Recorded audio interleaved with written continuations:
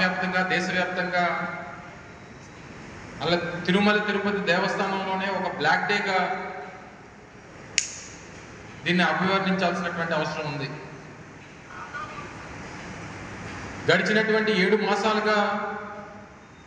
Telugu Desam party కూటమి ప్రభుత్వం అధికారంలోకి వచ్చిన దగ్గర నుంచి అనేక ప్రభుత్వం తీసుకోవాల్సినటువంటి నిర్ణయాలు లేదా ప్రజలకి అనుకూలంగా తీసుకోవాల్సినటువంటి నిర్ణయాల్లో అన్నీ కూడా ప్రజా వ్యతిరేక కార్యక్రమాలు చేసి ప్రజా వ్యతిరేక నిర్ణయాలు చేసి దాని మీద వారికి వస్తున్నటువంటి చెడ్డ పేరుని ఏ రకంగా దాని నుంచి బయటపడాలన్నటువంటి ఉద్దేశంతో అనేక డైవర్షన్ పాలిటిక్స్ చేసుకున్నటువంటి సందర్భంలో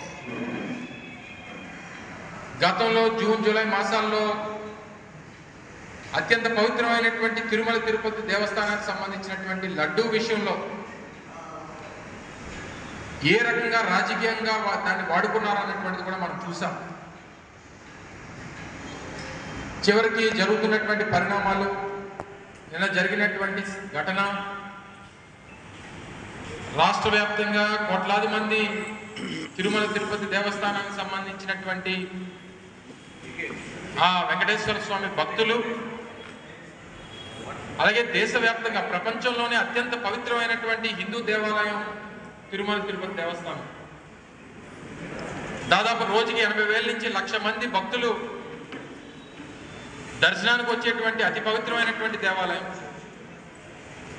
మరి ముఖ్యంగా ముక్కోటి ఏకాదశి అంటే రెవెన్యూ శాఖ స్థానికంగా ఉన్నటువంటి రెవెన్యూ డిపార్ట్మెంట్ కానీ,